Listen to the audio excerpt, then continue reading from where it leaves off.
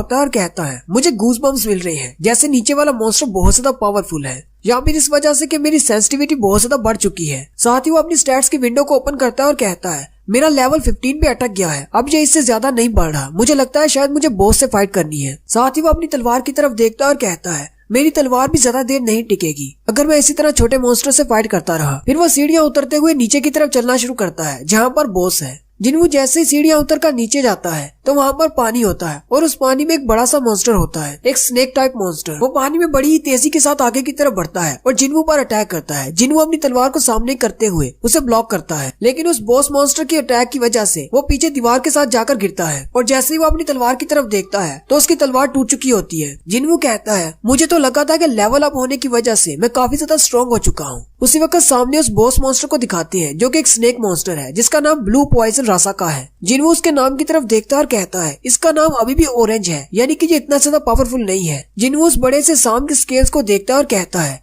इसकी बॉडी बहुत ज्यादा हार्ड है, मेरी तलवार इसकी बॉडी को पियर्स नहीं कर पाएगी और ना ही मेरे पंचेस इस पर काम करेंगे। बॉस आगे बढ़ता है और उस पर अटैक करता है। जिन्वू डॉज करते हुए उसकी बॉडी पर अपनी तलवार से अटैक करता है और कहता है मुझे बहुत ज्यादा पावर के साथ इस पर अटैक करना होगा ताकि मैं इसकी बॉडी के अंदर अपनी तलवार को दंसा सकूं। लेकिन उस सांप की बॉडी पर इसका कुछ भी असर नहीं होता। वो बड़ा सांप फिर से उसके पास से गुजरता है। जिन्वू फिर से अपनी तलवार उसकी बॉडी पर मारता है, लेकिन क्योंकि उस सांप के स्केल्स बहुत ज्यादा हार्ड है इसलिए जिन्वू की तलवार का उसकी बॉडी पर कोई भी असर नहीं होता। जिन्वू कहता है अगर इसकी बॉडी ने मुझे डायरेक्टली हिट किया तो मैं तो मर जाऊंगा। सांप की बॉडी क्योंकि बहुत ज्यादा लंबी है वो कभी इस तरफ से घूमता हुआ उसके पास से गुजरता है, कभी दूसरी तरफ से, जिसकी वजह से जिन्वू की बॉडी के साथ लगता है, जिससे जिन्वू बहुत ज्यादा जख्मी हो जाता है। जिन्वू जमीन पर गिर जाता है और रोते हुए कहता है मुझे लगा था कि मैं बहुत ज्यादा स्ट्रॉन्ग हो चुका हूँ, लेकिन मैं अभी बहुत ज्यादा कमजोर हूँ। लेकिन साथ ही वो फिर से अपनी टूटी हुई तलवार को उठा लेता है और कहता है आखिर मुझे कितना ज्यादा स्ट्रॉन्ग बनना होगा ताकि मैं अपने माजी से निकल सकूं जिसमें मुझे लोग वीकेस्ट हंटर कहते थे। आहिस्ता आहिस्ता सभी ने मुझे वीकेस्ट हंटर कहना शुरू कर दिया क्योंकि मैं वाकई में बहुत ज्यादा वीक था और मैं भी ये बात अच्छी तरह से जानता हूँ कि मैं कितना ज्यादा वीक हूँ। लेकिन उस दिन डंजन के दौरान जहाँ पर हमारा सामना स्टैचू मॉन्स्टर्स के साथ हुआ था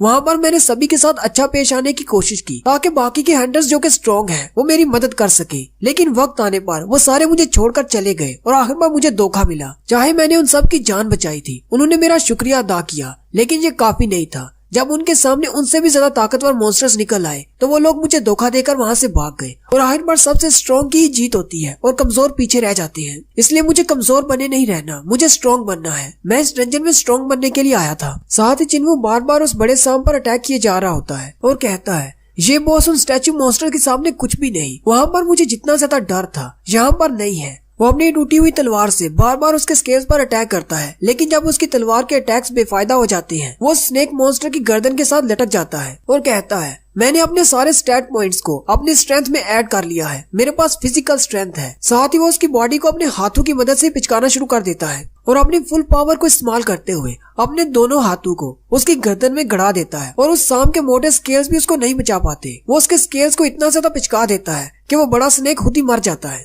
नेक्स्ट सीन हॉस्पिटल का होता है। डॉक्टर रिसेप्शन वाली नर्स से पूछता है जिन्वू अभी तक वापस नहीं आया। नर्स उसे कहती है हाँ अभी तक नहीं आया। डॉक्टर उसे कहती है लेकिन वो सुबह के टाइम गया था और इस वक्त शाम हो चुकी है, वो अभी तक वापस क्यों नहीं आया। नर्स डॉक्टर से कहती है लेकिन वो तो ठीक हो चुका है, हम तो उसे कल डिस्चार्ज करने वाले हैं। डॉक्टर उसे कहता है हंटर्स के बारे में कुछ भी नहीं कहा जा सकता, इसीलिए हमें उन्हें हॉस्पिटल के अंदर ही रखना होगा। मैंने सुना है कि हाई क्लास के हंटर्स को बहुत ज्यादा पैसे मिलते हैं, लेकिन लो क्लास के हंटर्स को ज्यादा पैसे नहीं मिलते और वो अपनी जान को ऐसे ही जोखिम में डालते रहते हैं। पता नहीं आखिर वो इतना डेंजरस काम करते ही क्यों है। मुझे तो ये सोच कर ही डर लगता है। बास दफा हमारे पास कुछ ऐसे हंटर्स भी आते हैं जिनकी बॉडीज पूरी तरह से खराब हो चुकी होती है और वो बहुत ज्यादा जख्मी होते हैं। पता नहीं डंजन्स के अंदर वो किस तरह का काम करते हैं, क्योंकि आम लोग कभी डंजन्स के अंदर नहीं गए। क्योंकि हमारे हॉस्पिटल में जितने भी हंटर्स आते हैं वो पूरी तरह ब्लड में लिपटे होते हैं। हालांकि रोड एक्सीडेंट वाले पेशेंट्स भी उनकी तरह ज्यादा जख्मी नहीं होते। नर्स डॉक्टर से कहती है ये तो बहुत ही अमेजिंग है कि इतने ज्यादा हार्श कंडीशन के दौरान भी वो डंजन्स में से जिंदा वापस आ जाते हैं।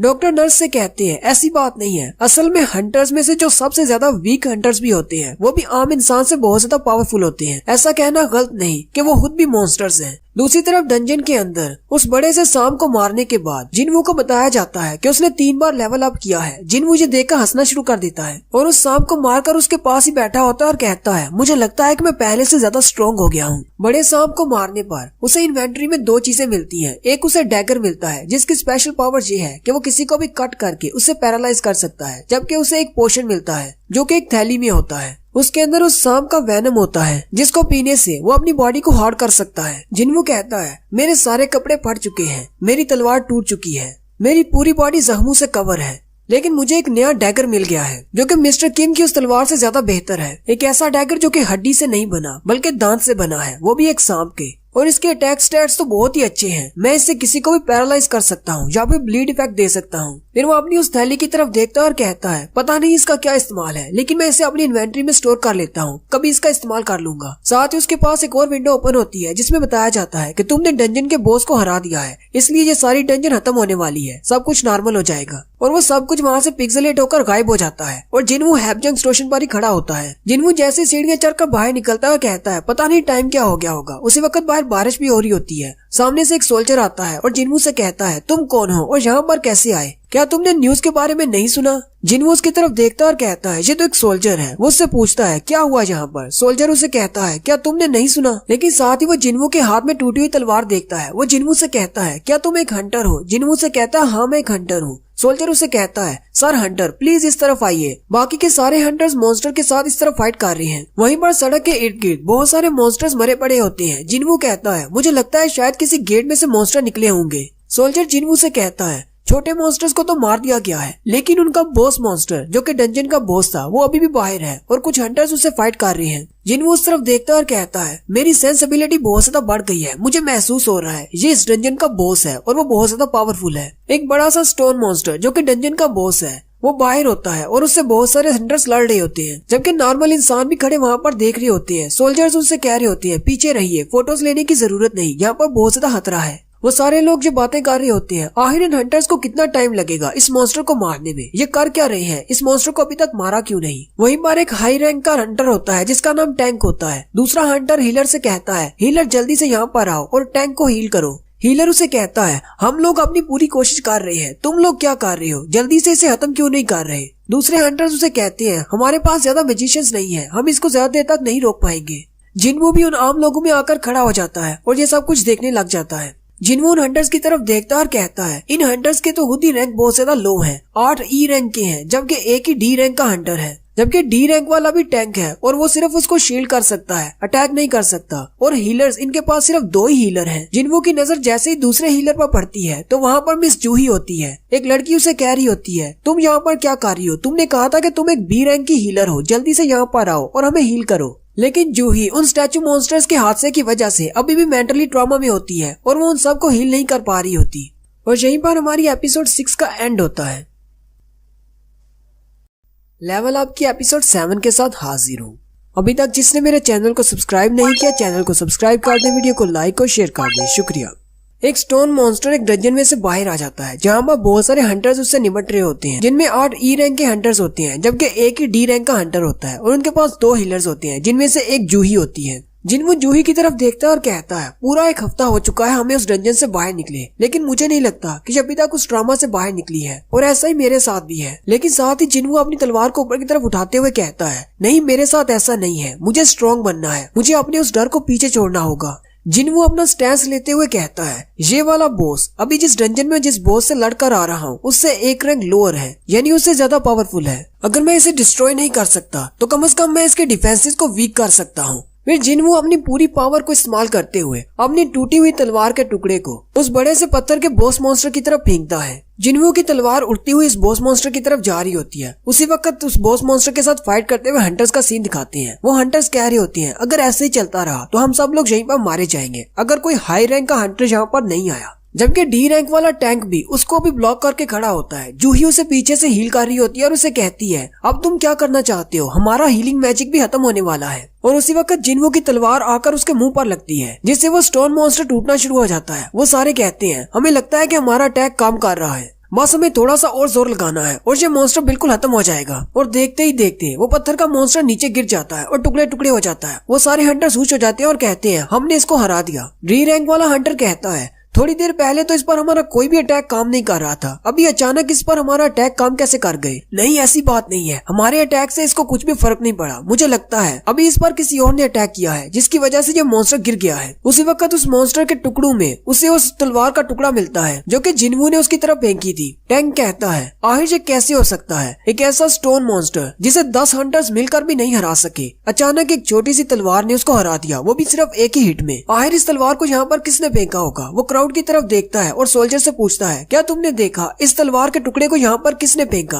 वो सोल्जर टैंक से कहता है अभी मेरे साथ एक हंटर था, ये टूटी हुई तलवार उसके पास थी लेकिन जिन्वू वहाँ से जा चुका होता है। सोल्जर टैंक से कहता है अभी थोड़ी देर पहले यहाँ पर एक हंटर था लेकिन अब वो यहाँ पर नहीं है। टैंक सोचता है इसकी पावर तो बहुत ज्यादा है, क्या वो एक हाई रैंक का हंटर था जो छुपकर हमें देख रहा था? जबकि जिन्वू ये सोच रहा होता है मैंने तो ये सोचा ही नहीं था कि मेरी सिर्फ एक ही हिट से एक बॉस मॉन्स्टर गिर जाएगा, कहीं ऐसा तो नहीं वो बहुत ज्यादा कमजोर था। और साथ ही जिन्वू के स्टैट्स वाली विंडो दिखाते हैं जिसमें उसका लेवल 18 हो चुका है और उसकी स्ट्रेंथ 48% पर पहुंच चुकी है। नेक्स्ट सीन हॉस्पिटल के रूम का होता है। जिन्वू अपने हॉस्पिटल के रूम में वापस चला जाता है और वहाँ पर भी वो वर्कआउट कर रहा होता है और अब उसके पास मसल्स भी हैं और 6 पैक्स भी हैं। वो चिन अप्स और पुशअप्स कर रहा होता है। एक नर्स जैसे कमरे में दाखिल होती है, जिन्वू सामने पुशअप्स कर रहा होता है। वो शर्माते हुए चेहरा दूसरी तरफ कर लेती है और कहती है मुझे माफ कर देना, मैं ऐसे ही कमरे में आ गई। जिन्वू उठकर खड़ा हो जाता है और अपनी शर्ट पहनना शुरू करता है, जबकि वो नर्स चुपके से उसकी तरफ देख रही होती है और कहती है जब ये पेशेंट यहाँ पर आया था क्या इसकी बॉडी पहले भी ऐसी थी? नर्स जिन्वू से कहती है क्या आज तुम डिस्चार्ज होने वाले हो? जिन्वू से कहता है हाँ मैं आज ही डिस्चार्ज होने वाला हूँ। वो नर्स शर्माते हुए अपना मोबाइल जिन्वू के सामने करती है और उसे कहती है अगर तुम बुरा ना मनाओ तो क्या मुझे अपना नंबर दे सकते हो?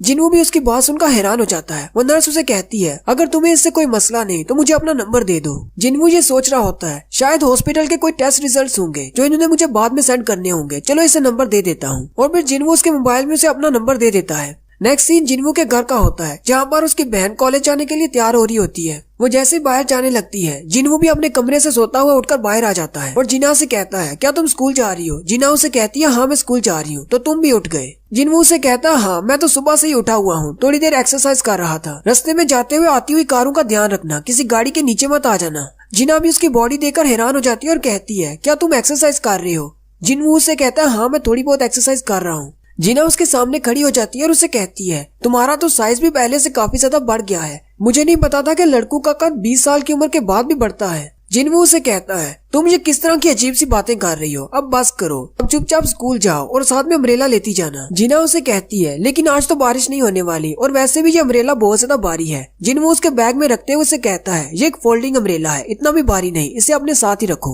वो अम्ब्रेला को उसके बैग में रख देता है और उसे बाय बोलते हुए स्कूल भेज देता है। फिर वो अपनी डेली क्वेस्ट की विंडो की तरफ देखता है तो उसकी डेली की क्वेस्ट में सिर्फ 10 किलोमीटर की दौड़ रह जाती है। जिन्वू कहता है इस रनिंग को मैं थोड़ी देर बाद पूरा कर लूंगा।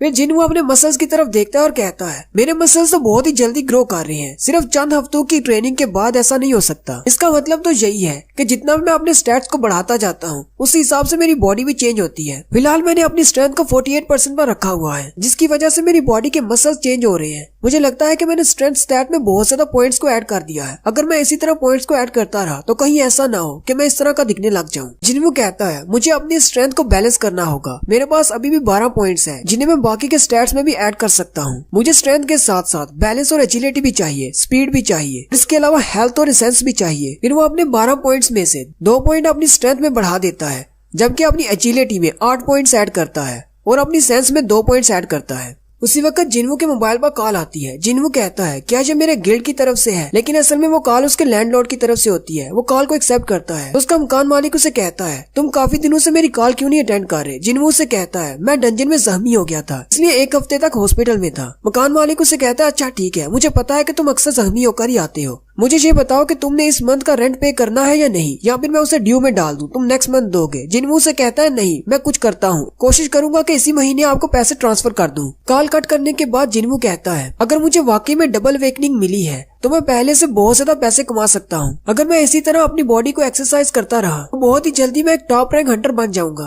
क्योंकि हंटर्स मॉन्स्टर्स को मारते हैं और पैसा कमाते हैं। जितना आपका रैंक हाई होगा उतना ज्यादा आपके पास एक्सपीरियंस और पावर होगा और आप उतनी ही ज्यादा पावरफुल मॉन्स्टर्स को मार सकेंगे और उनके अंदर से उतनी ही ज्यादा पावरफुल मैजिकल कोर निकलेगी। जो नॉर्मल से ज्यादा महंगी बिकती है और इससे आप ज्यादा पैसे कमा सकते हैं। लेकिन एक हाई रैंक के मॉन्स्टर को हराने के लिए हमें एक हाई रैंक की डंजन में दाखिल होना होगा। इसीलिए लो रैंक की डंजन जैसे कि ई रैंक और डी रैंक की डंजन होती है, वहाँ पर कंपटीशन बहुत ज्यादा होता है क्योंकि टॉप रैंक के हंटर्स बहुत ज्यादा कम है, लेकिन ई रैंक और डी रैंक के हंटर्स बहुत ज्यादा है। और हम जैसे ई रैंक के हंटर्स को तो कोई भी गिल्ड अपने गिल्ड में नहीं लेता, और अगर कोई अपने गिल्ड में ले भी लेता है तो उनके पास जॉब नहीं होती हमारे लाइक। लेकिन अब जबकि मुझे डबल वेकनिंग मिल गई है तो क्या दुनिया को मुझे बताना चाहिए कि मैं भी एक ई रैंक का हंटर नहीं हूँ, बल्कि मैं एक स्ट्रॉन्ग हंटर हूँ। लेकिन अगर मैंने ऐसा किया और मैं दूसरी हाई रैंक की डंजन्स में जाना शुरू कर देता हूँ तो बाकी सारे लोगों को पता चल जाएगा कि मेरे पास डबल वेकनिंग है, और लोगों को तो इस तरह की बातें करने की आदत है, वो इस बात का पतंगड़ बना देंगे। हालांकि मैं ऐसा करने से अच्छे पैसे कमा सकता हूँ और बहुत ही जल्दी फेमस भी हो सकता हूँ, लेकिन कुछ बुरी नजरें मेरे पर हमेशा लगी रहेंगी। लोग मेरे बारे में कहेंगे कि एक ऐसा हंटर है जिसे एक्सपीरियंस मिलता है और उसके पास कुछ गेम वाला सिस्टम है जिससे वो मॉन्स्टर्स को मारकर लेवल अप हो सकता है। मैं ऐसा भी नहीं होने दे सकता। मुझे अपनी डबल वेकनिंग को छुपा कर रखना होगा। जिन्हों अपना मोबाइल निकालता है और कहता है मुझे पहले थोड़े से पैसे कमाने होंगे, क्यों ना मैं पहले जाकर किसी अटैक फोर्स को ज्वाइन कर लूं। वो ऑनलाइन अप्लाई करता है और एक अटैक फोर्स में सिलेक्ट हो जाता है। अगले दिन वो एक कंस्ट्रक्शन साइट पर चला जाता है। एक अटैक फोर्स में टोटल 10 हंटर्स होते हैं, जिनमें से 5 का डी रैंक होना लाजमी है। जिन्हों जैसे वहाँ पर पहुँचता है, उस अटैक टीम का लीडर जिसका नाम डॉन सुक होता है, वो उसे वेलकम कहता है। जिन्हों से अपना नाम और अपना रैंक बताता है कि मैं एक ई रैंक का हंटर हूँ।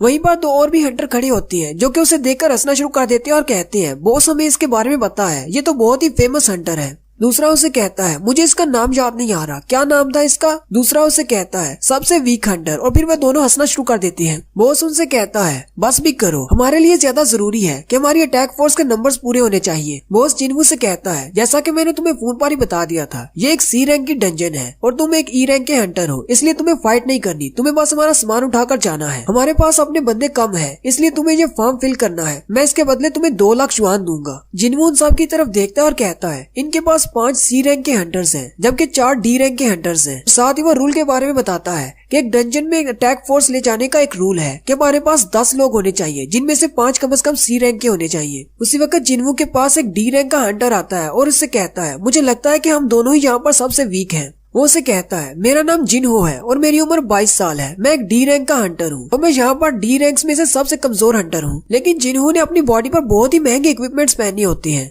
जिन्हों से देखा हैरान हो जाता है और कहता है क्या ये किसी अमीर शख्स का बच्चा है। जिन्हों कॉन्ट्रैक्ट के पेपर पर साइन कर देता है और बॉस से कहता है अब मुझे बताओ मुझे क्या करना है। बॉस उसे कहता है तुम्हें बस हमारा सामान उठाना है, इसमें हमारा खाना और बाकी की चीजें हैं, तुम इसे उठा लो। जिन्हों बॉस से कहता है क्या हम लोग अपने साथ हीलर नहीं लेकर जाएंगे। बॉस से कहता है नहीं, ये मेरी पर्सनल अटैक फोर्स है, इसलिए कोई भी हीलर हमारे साथ चलने को तैयार नहीं। वैसे भी हम लोग हमेशा ऐसे ही जाते हैं, अपने साथ हीलर नहीं लेकर जाते। जिन्हों उस कॉन्ट्रैक्ट को फिर से देखता है तो इसमें एक लाइन लिखी होती है कि अगर इस डंजन के अंदर मेरे साथ कुछ भी होता है तो मैं इसकी जिम्मेदारी अपने बॉस पर नहीं डालूंगा। जिन्हों कहता है इनके पास तो कोई हीलर भी नहीं, इसलिए इस लाइन को मानना थोड़ा सा मुश्किल है। बाकी के हंटर्स बॉस से कहते हैं बॉस चलो जल्दी से अंदर चलते हैं, वैसे भी हम सारे मॉन्स्टर्स को मार देने वाले हैं, इसलिए इन बच्चों को समझाने की जरूरत नहीं। जिन्हों से कहता है परेशान होने की जरूरत नहीं, मैं भी तुम्हारे साथ हूँ, अगर कुछ होता है तो मैं तुम्हें प्रोटेक्ट करूंगा। जिन्हों उसकी तरफ देखकर हंसना शुरू कर देता है। फिर जिन्हों उनके बैग्स उठा लेता है।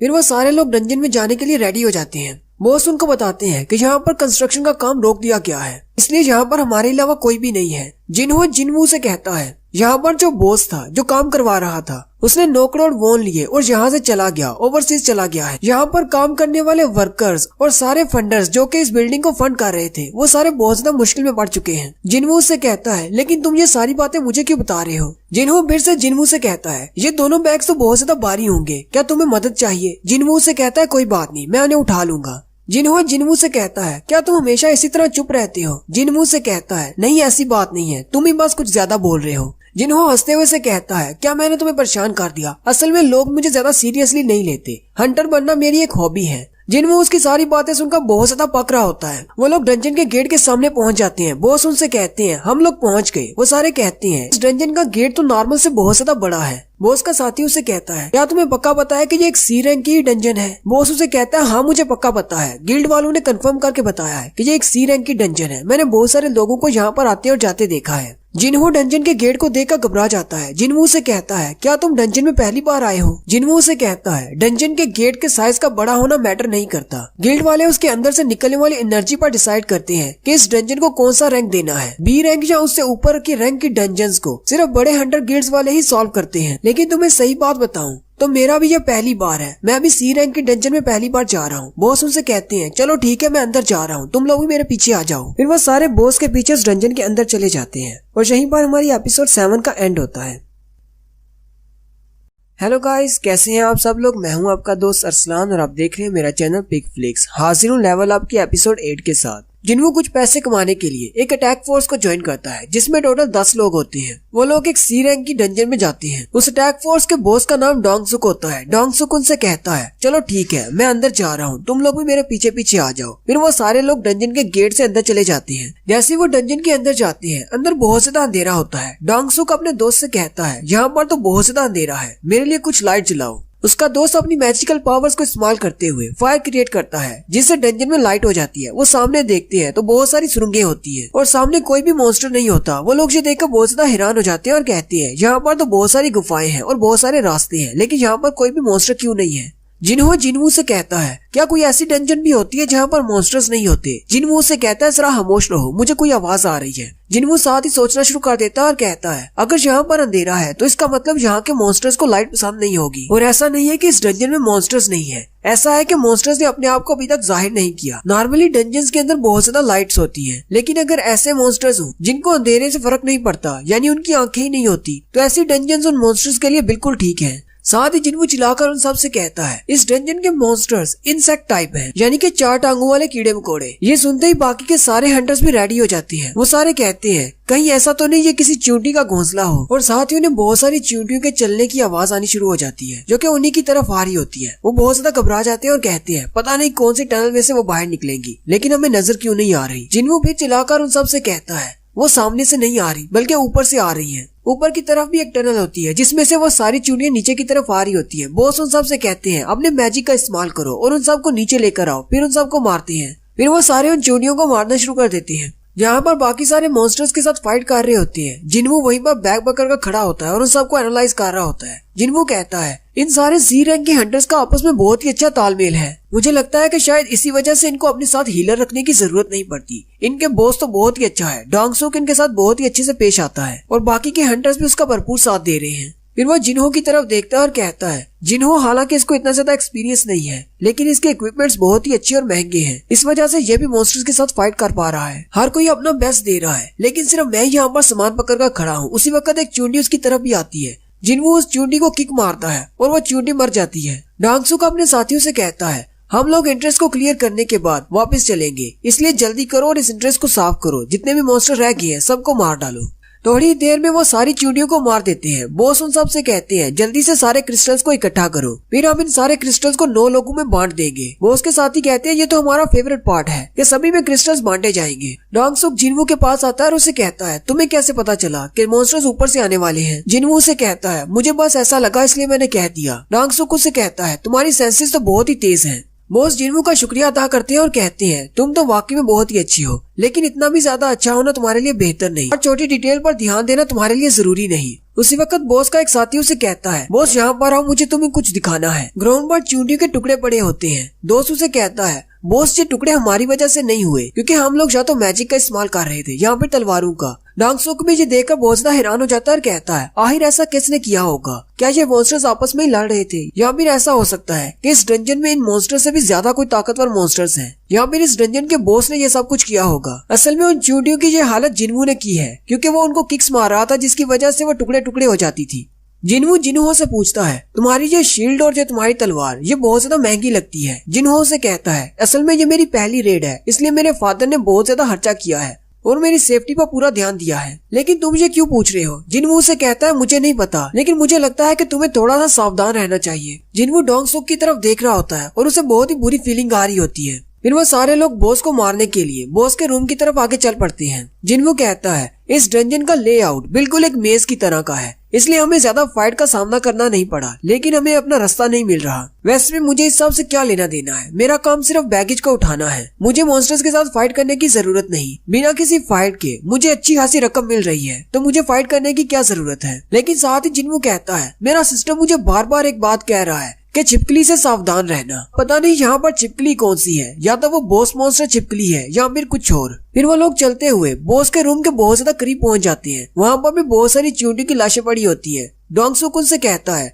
यहाँ पर तो बहुत सारी चींटियां मरी पड़ी हैं। मुझे लगता है कि ये सब कुछ बॉस ने किया होगा। यहाँ पर कोई ना कोई बॉस तो जरूर होगा, इसीलिए तो डंजन का गेट अभी तक बंद नहीं हुआ। डोंग सुक दूसरे हंटर से कहता है, यहाँ पर जरा रोशनी करना। वो अपनी मैजिकल पावर को इस्तेमाल करते हुए वहाँ पर रोशनी करता है। जैसी रोशनी होती है वो सामने की तरफ देखते हैं तो बहुत बड़े बड़े जाले लगे होते हैं जिनमें चींटियां लिपटी होती हैं। इस डंजन का बॉस मॉन्स्टर एक मकड़ी होती है। उस मकड़ी ने पूरी टनल के अंदर जाले बिछा रखे होते हैं। डोंग सुक उनसे कहता है, हमें लगता है कि हम बॉस के रूम के बहुत ज्यादा करीब पहुंच चुके हैं, इस फाइट के लिए रेडी हो जाओ। फिर वो साथ ही उस टनल में चले जाते हैं। थोड़ा सा आगे जाने के बाद ही डोंग सुक उनसे कहता है, हमारे हाथ तो जैकपॉट लगा है। बॉस के रूम में बहुत सारे माना क्रिस्टल्स होते हैं। वो हंटर्स उन माना क्रिस्टल्स को देखकर कहते हैं, हालांकि इन माना क्रिस्टल्स की कीमत मैजिक क्रिस्टल से कम है, लेकिन फिर भी यहाँ पर बहुत सारे माना क्रिस्टल्स हैं। इनको बेचने पर काफी ज्यादा अच्छी रकम मिलेगी। डोंग सुक उनसे कहता है, मुझे लगता है कि 10 करोड़ वॉन तो मिल जाएंगे। बॉस का दूसरा दोस्त उसे कहता है, अगर तुम इतने ज्यादा पैसे एक ही दिन में कमा लोगे तो मुझे लगता है कि तुम्हारा छोटा भाई तो बहुत ज्यादा जेलस हो जाएगा। डोंग सुक के छोटे भाई का नाम डोंग सू है, जो कि इससे हायर रैंक का एक हंटर है, और वो ज्यादा पैसे कमाने के लिए अमेरिका चला गया, जहाँ पर जाकर वो डंजन्स को क्लियर करता है। डोंग सुक उन सारे माना क्रिस्टल्स को देखकर कहता है, मेरा भाई ने मुझे कभी अपना भाई नहीं माना क्योंकि उसका रैंक मुझसे हायर है, लेकिन मैं इन सारे माना क्रिस्टल से बहुत सारा पैसा इकट्ठा करूंगा, जिससे मैं अपनी मैन पावर को बहुत ज्यादा बढ़ा लूंगा और मेरी स्क्वाड बड़ी हो जाएगी। फिर उसे भी पता चलेगा कि मैं भी किसी काम की चीज हूँ। जिन्हो जिनवू से कहता है, मुझे जरा अपना कॉन्ट्रैक्ट पेपर देना, मुझे चेक करना है। जिन्वू उसे अपना कॉन्ट्रैक्ट वाला पेपर देता है। उसे पढ़ने के बाद जिन्हो डोंग सुक से कहता है, सर मुझे आपसे कुछ बात करनी है। जिन्हो बॉस से कहता है, आपने इस कॉन्ट्रैक्ट में ऐसा कुछ भी मेंशन नहीं किया कि अगर क्रिस्टल्स के अलावा कुछ मिलता है तो हम लोग उसे इसको भी डिवाइड करेंगे, यानी कि इन सारे माना क्रिस्टल्स को जिन्हो के साथ डिवाइड नहीं किया जाएगा। यहाँ पर हो क्या रहा है? बॉस आपने ऐसा क्यों कहा कि इन सारे माना क्रिस्टल को सिर्फ 9 लोगों में तकसीम किया जाएगा, जिन्हो को क्यों नहीं दिया जाएगा? डोंग सुक हंसते हुए उसे कहता है, हाँ क्यों नहीं, वो तो मेरी जुबान फिसल गई थी, हम लोग इसके साथ भी बांटेंगे, लेकिन उससे पहले हमें एक और काम करना है। वो सब लोग ऊपर की तरफ देखते हैं तो ऊपर की तरफ एक बड़ा सा स्पाइडर मॉन्स्टर होता है जो कि इस डंजन का बॉस है। डोंग सुक जिन्हो से कहता है, हमें इस बॉस को मारने से पहले इन सारे माना क्रिस्टल को यहाँ से निकालना होगा, क्योंकि अगर हमने एक बार बॉस को मार दिया तो डंजन का गेट बंद हो जाएगा और हम ये क्रिस्टल बाहर नहीं निकाल पाएंगे। लेकिन ये बात तो बहुत ही अच्छी है कि इस वक्त ये स्पाइडर मॉन्स्टर सो रहा है, क्योंकि इसने बहुत सारी चींटियां खा ली हैं। हमारे पास काफी टाइम है इन क्रिस्टल को यहाँ से निकालने के लिए। डोंग सुक अपने दोस्त से कहता है, क्या तुम वो सारे इक्विपमेंट साथ लेकर आए हो जो मैंने तुम्हें लाने के लिए कहा था? उसका दोस्त हंसते हुए से कहता है, नहीं मुझे याद नहीं रहा, वो बैग तो बाहर ही रह गया। माइनिंग का सारा सामान उसी बैग में था और वो बैग हमारी कार में पड़ा है डंजन के बाहर। डोंग सुक उससे कहता है, तुम तो बहुत बड़े गधे हो, मैंने तुमसे कहा था कि उस बैग को हमेशा अपने साथ डंजन में लेकर आया करो। फिर डोंग सुक जिन्हो और जिनवू से कहता है, मुझे माफ कर देना, मेरा दोस्त बहुत ज्यादा गधा है, इसने वो बैग बाहर ही छोड़ दिया। क्या तुम दोनों यहाँ पर रहकर इस जगह को गार्ड करोगे? हम लोग वो बैग लेकर आते हैं। जिन्हो बॉस से कहता है, क्या तुम लोग सीरियस हो? तुम लोग हमें बॉस के रूम में यहाँ पर छोड़कर जाना चाहते हो? डोंग सुक उससे कहता है, कोई बात नहीं, डरने वाली क्या बात है, वो स्पाइडर मॉन्स्टर सो रहा है क्योंकि उसने बहुत ज्यादा चींटियों को खा लिया है, इसलिए मुझे नहीं लगता कि वो इतनी जल्दी उठेगा। हम लोग जल्दी से अपना सामान लेकर वापस आ जाएंगे। तुम्हें मेरे ऊपर भरोसा रखना होगा। तुमने कहा था कि ये तुम्हारी फर्स्ट रेड है और जिन्हो ने कहा था कि सी रैंक वाली डंजन में ये उसकी पहली रेड है। तुम दोनों को मेरे ऊपर भरोसा रखना चाहिए, सब कुछ ठीक रहेगा। अगर कुछ होना होता तो हो चुका होता, क्योंकि हम लोग कितनी ऊंची ऊंची आवाज में बात कर रहे हैं। वो स्पाइडर मॉन्स्टर अभी तक नहीं जगा और मुझे अपने बाकी के हंटर दोस्तों से भी बात करनी है। बाकी के हंटर्स भी उन दोनों से कहते हैं, हमें स्मोक करना है, इसलिए हम बॉस के रूम से बाहर जा रहे हैं, तुम लोग यहीं पर रुको। बॉस अपने बाकी के सारे मेंबर्स को लेकर उस गेट से बाहर निकल जाता है। जिन्हो कहता है, ये एक रूल है कि सी रैंक की डंजन में तुम लोग सिर्फ 10 लोगों को लेकर जा सकते हो। अगर तुम्हारे पास 10 लोग नहीं तो तुम लोग सी रैंक की डंजन में एंटर नहीं कर सकते। डोंग सुक के पास अपने 8 मेंबर्स हैं, जबकि मैं और जिन्हो हम दोनों एक्स्ट्रा हैं। जैसे ही डोंग सुक अपने साथियों के साथ बाहर निकलता है, वो अपने दोस्त से कहता है, रूम की एंट्रेंस को ब्लॉक कर दो। वो अपनी मैजिकल पावर्स को इस्तेमाल करते हुए दरवाजे की एंट्रेंस को बंद कर देते हैं, जिससे जिन्हो और जिन्हो दोनों ही बॉस के साथ कमरे के अंदर बंद हो जाते हैं। जैसे दरवाजा ब्लॉक होता है, जिन्हो कहता है, तो अब मुझे समझ आई कि मेरा सिस्टम मुझे बार बार ये क्यों कह रहा था कि छिपकली से सावधान रहना। वो छिपकली कोई मॉन्स्टर नहीं बल्कि ये हंटर्स थे। कुछ अर्सा पहले जिन्हो एक साथी के साथ डंजन के अंदर गया था, जहाँ पर उस शख्स ने जिन्हो को इस बारे में बताया था। बाज दफा ऐसे होता है कि कुछ हंटर छिपकलियों की तरह के होते हैं, क्योंकि डंजन्स के अंदर एक्सीडेंट्स होते रहते हैं। अगर कोई हंटर इन डंजन्स के अंदर मर जाता है तो किसी को कुछ फर्क नहीं पड़ता, क्योंकि सबको पता है कि यहाँ पर मॉन्स्टर्स होते हैं और हम लोगों का काम बहुत ज्यादा खतरनाक है। कोई भी किसी पर ब्लेम नहीं डाल सकता। बाहर जाकर उन्होंने सिर्फ इतना कहना है कि मॉन्स्टर्स के हाथों हमारा एक साथी मारा गया। हंटर्स को कोई भी रोकने वाला नहीं है। अगर तुम कमजोर हो तो तुम्हें आसानी से फेंका जा सकता है ताकि तुम्हें तुम्हारा हिस्सा न दिया जाए। कुछ बहुत ही लालची हंटर्स ऐसा करते हैं, अपने कमजोर साथियों को डंजन के अंदर ही मारकर फेंक देते हैं ताकि उनके हिस्से को भी हड़प किया जा सके। बिल्कुल एक छिपकली की तरह। जैसे उसकी टेल को काट दिया जाए तो वो फिर से उग आती है। जिन्हू बहुत ज्यादा घबरा जाता है और जिन्हू से कहता है अब हम लोग क्या करेंगे, उन्होंने तो दरवाजे को बंद कर दिया है, वो लोग हमें माना क्रिस्टल्स के लिए मारना चाहते हैं, हम दोनों को मारना चाहती है। जिन्हू सोच रहा होता है अब मैं इन लोगों को रोक भी नहीं सकता क्योंकि हम पहले ही उनके जाल में फंस चुके हैं, और अगर मैं उनको रोकने की कोशिश भी करता हूँ और हम दोनों इस रास्ते को खोलकर बाहर निकल भी जाती हैं, तो वो लोग बाहर हमारा इंतजार कर रहे होंगे, वो कभी भी हमें बाहर नहीं जाने देंगे। जिन्हू आगे बढ़ता है और दरवाजे के पास जाकर देखता है और कहता है यहाँ पर तो पत्थरों से रास्ता ब्लॉक हो गया है, लेकिन मैं इन पत्थरों को हटा सकता हूँ। असल मसला ये नहीं है, असल मसला तो वो स्पाइडर मॉन्स्टर है जो कि ब्लास्ट की वजह से जाग गया है। और उसी वक्त दिखाते हैं वो स्पाइडर मॉन्स्टर भी उनकी तरफ आगे बढ़ना शुरू करता है। डंजन के बाहर का सीन दिखाते हैं। डोंगसुक अपने साथियों के साथ डंजन से बाहर निकल आता है। उसके साथियों से कहते हैं हमने सारे रास्ते को याद कर लिया है, हमारे लिए वापस जाकर माना क्रिस्टल को लाना ज्यादा मुश्किल नहीं होगा। एक हंटर डोंगसुक से कहता है लेकिन हमें तो उन दोनों को वहीं पर मार देना चाहिए था और माना क्रिस्टल लेकर यहाँ पर आ जाते। डोंगसुक उसे कहता है क्या तुम कोई बेवकूफ हो, अगर हम उन दोनों को वहीं पर मारने की कोशिश करते तो वहाँ पर बहुत ज्यादा शोर होता, जिसकी वजह से वो स्पाइडर डीमन जाग जाता और हम लोग वहाँ से माना क्रिस्टल नहीं निकाल पाते। ई रैंक के हंटर और डी रैंक के हंटर जिसके पास कोई भी एक्सपीरियंस नहीं है, वो दोनों मिलकर भी उस बॉस को नहीं हरा पाएंगे, और जब वो स्पाइडर डीमन उन दोनों को खा जाएगा तो वो वापस नींद में चला जाएगा, और उसके बाद हम सब लोग डंजन में वापस जाएंगे और जाकर उन सारे माना क्रिस्टल्स को निकाल लाएंगे। और अगर वो बॉस उन दोनों को खाने के बाद सोता नहीं है तो हम लोग वापस जाएंगे और उस स्पाइडर डीमन को मारने के बाद जितने माना क्रिस्टल्स मिलेंगे वो सारे माना क्रिस्टल ले आएंगे। इसके अलावा उस लड़के जिन्हू ने अपनी बॉडी पर बहुत ही महंगे इक्विपमेंट्स पहने हुए थे, माना क्रिस्टल से ज्यादा महंगे, तो उसके इक्विपमेंट्स बिक जाएंगे, हम लोग उसके इक्विपमेंट्स भी साथ ले आएंगे। इसमें हमें तो फायदा ही फायदा है। और साथ ही डोंगसुक अपना मोबाइल निकालता और कहता है चलो उसके बारे में रिसर्च करते हैं, वो किसका बेटा है, आखिर हम लोग उसके फ्यूनरल पर तो जा ही सकते हैं। और यहीं पर हमारी एपिसोड 8 का एंड होता है। हेलो गाइस, कैसे हैं आप सब लोग। सोलो लेवलिंग की एपिसोड 9 के साथ हाजिर हूँ। डोंगसुक अपना मोबाइल लेकर बैठ जाता है और इंटरनेट पर जिन्हू के बारे में रिसर्च करता है। ग्यूवन डोंगसुक से कहता है एंट्रेंस को बंद करने के लिए हमने काफी बड़ा धमाका किया था, मुझे लगता है कि बॉस जाग गया होगा। डोंगसुक उससे पूछता है क्या तुम्हें लगता है कि तुम बॉस को हरा सकते हो। ग्यूवन उसे कहता है नहीं, मुझ में इतना कॉन्फिडेंस नहीं है। डोंगसुक उसे कहता है मुझे भी नहीं लगता कि मैं भी उस बॉस को हरा सकता हूँ, इसलिए मुझे नहीं लगता कि 2 लो रैंक के हंटर्स इस डंजन में से जिंदा बाहर निकल सकते हैं बॉस का सामना करने के बाद। डंजन के अंदर का सीन दिखाते हैं। जिन्हू के सामने खड़ा हो जाता है और उसे कहता है तुम मेरे पीछे रहना, मैं कुछ सोचता हूँ। जबकि जिन्हू स्पाइडर मॉन्स्टर की तरफ देखकर ये सोच रहा होता है इसकी तो बहुत सारी आंखें हैं, जबकि बहुत बड़ी बड़ी टांगे हैं, इसके पावर लेवल तो बहुत ज्यादा है। लेकिन साथ ही उसे स्टैचू मॉन्स्टर की याद आती है और वो आगे बढ़ जाता है और कहता है जो भी हो ये उस स्टैचू मॉन्स्टर के सामने कुछ भी नहीं। जिन्हू से कहता है पीछे रहना, मैं इसको संभालता हूँ, और अपना डैगर निकाल लेता है। जिन्हू से पूछता है आखिर तुम क्या करने वाले हो। जिन्हू से कहता है कि मैं इसे मारने वाला हूँ। जिन्हू उसकी बात सुनकर परेशान हो जाता है और कहता है लेकिन तुम तो एक लो रैंक के हंटर हो, तुम इस मॉन्स्टर को कैसे मार सकते हो, कहीं तुम्हारा दिमाग तो नहीं खराब हो गया। तुम एक ई रैंक के हंटर हो, अगर तुम बी रैंक के हंटर भी होते तब भी तुम्हें सी रैंक के बॉस को हराने के लिए बहुत सारे हंटर्स की जरूरत पड़ती, तुम इसका सामना नहीं कर पाओगे, हमें यहाँ से भागने का सोचना चाहिए। जिन्हू कहता है ये तो बिल्कुल ठीक कह रहा है, अपनी डबल अवेकनिंग के बाद भी मैं अभी बहुत ज्यादा कमजोर हूँ, मैं इस मॉन्स्टर का सामना नहीं कर सकता, लेकिन फिर भी मुझे यहाँ पर प्रेशर महसूस नहीं हो रहा, मुझे जरा भी डर नहीं लग रहा। इंस्टेंट डंजन के अंदर जिस बड़े से सांप का मैंने मुकाबला किया था वो शायद ई रैंक का बॉस था, और उसके बाद डंजन से बाहर आने के बाद वो स्टोन मॉन्स्टर जो कि शहर पर हमला कर रहा था वो शायद डी रैंक का बॉस था। उन दोनों के मुकाबले में स्पाइडर मॉन्स्टर की पावर तो बहुत ज्यादा है। उसी वक्त वो स्पाइडर मॉन्स्टर आगे बढ़ता है और जिन्हू पर अटैक करता है। जिन्हू भी अपने ब्लेड की मदद से उस पर अटैक करता है। जिन्हू कहता है ये ब्लेड तो बहुत ही अच्छा है, पहले वाली तलवार के मुकाबले में बहुत ज्यादा अच्छा।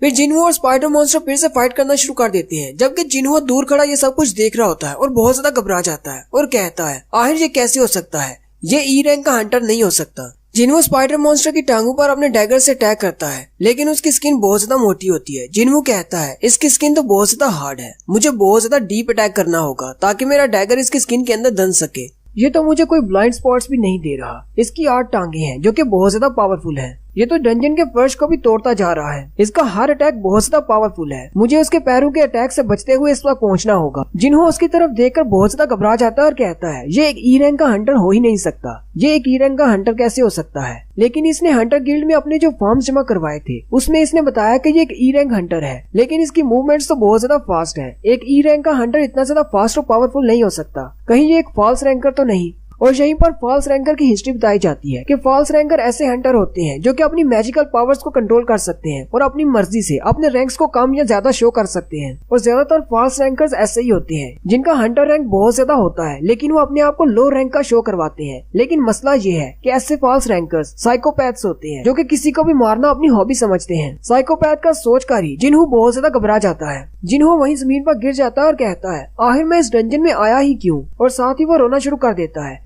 जिन्हू उस मॉन्स्टर के साथ फाइट कर रहा होता है और कहता है मैं काफी देर से इस बॉस के साथ फाइट कर रहा हूँ, शायद मुझे फाइट करते हुए 5 मिनट हो गए हैं, नहीं 10 मिनट हो गए हैं, शायद इसी वजह से मेरा स्टेमिना लो होता जा रहा है, लेकिन इस बॉस मॉन्स्टर को मैंने ज्यादा डैमेज नहीं पहुंचाया। अगर इसी तरह मेरा स्टेमिना कम होता गया तो मेरी स्पीड बहुत ज्यादा कम हो जाएगी और फिर मैं इस बॉस को हरा नहीं पाऊंगा। मुझे इस फाइट को ज्यादा लंबा नहीं खींचना होगा, मुझे जल्दी से इस फाइट को एंड करना है। अब मुझे अपने डैगर की स्पेशल एबिलिटी को इस्तेमाल करना होगा। संग जिनवू थोड़ा सा पीछे हटकर स्टैंस लेता है और कहता है इन मॉन्स्टर्स का सर इनका सबसे वीक पॉइंट होता है और सर के ऊपर इनकी आंखें और भी ज्यादा वीक पॉइंट होते हैं। लेकिन जैसे वो अटैक करने के लिए आगे बढ़ने लगता है वो स्पाइडर अपने मुंह से तेजाब फेंकता है।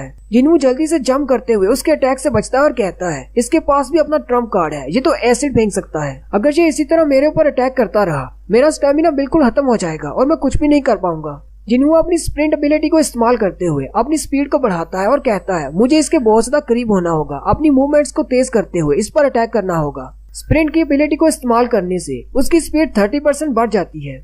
जिन्हू भी ये देखकर बहुत ज्यादा हैरान हो जाता है और कहता है अचानक इसकी स्पीड इतनी ज्यादा कैसे बढ़ गई। जिन्हू बड़ी ही तेजी के साथ उस स्पाइडर मॉन्स्टर के ऊपर जाकर अटैक करता है और अपने डैगर के पैरालिसिस इफेक्ट को एक्टिवेट करता है। लेकिन वो स्पाइडर मॉन्स्टर बहुत ज्यादा पावरफुल होता है जिसकी वजह से जिन्हू के डैगर का पैरालिसिस इफेक्ट कैंसिल हो जाता है। जिन्हू कहता है मुझे इसे जल्दी से जल्दी खत्म करना है लेकिन मुझे कोई मौका नहीं मिल रहा। वो अपनी स्पीड को और भी ज्यादा बढ़ाता है। जिन्हू कहता है ये तो पहले से भी ज्यादा तेज हो गया है लेकिन अगर ऐसे चलता रहा तो इसका स्टेमिना खत्म हो जाएगा, इसके बाद ये क्या करेगा। जिन्हू भागते हुए फिर से उस पर अटैक करता है लेकिन स्पाइडर मॉन्स्टर अपनी टांग से उस पर अटैक करता है जिससे वो दूर जाकर गिरता है। जिन्हू नीचे गिर जाता है। जैसे स्पाइडर मॉन्स्टर अपनी टांग से उस पर अटैक करने लगता है जिन्हू अपनी गेम के सिस्टम के अंदर जाता है और स्टेटस रिकवरी को एक्टिवेट करता है जिससे उसकी सारी पावर वापस आ जाती है और वो जंप करता हुआ सीधा स्पाइडर मॉन्स्टर के ऊपर चला जाता है और उसकी आंख में अपना डैगर मारता है।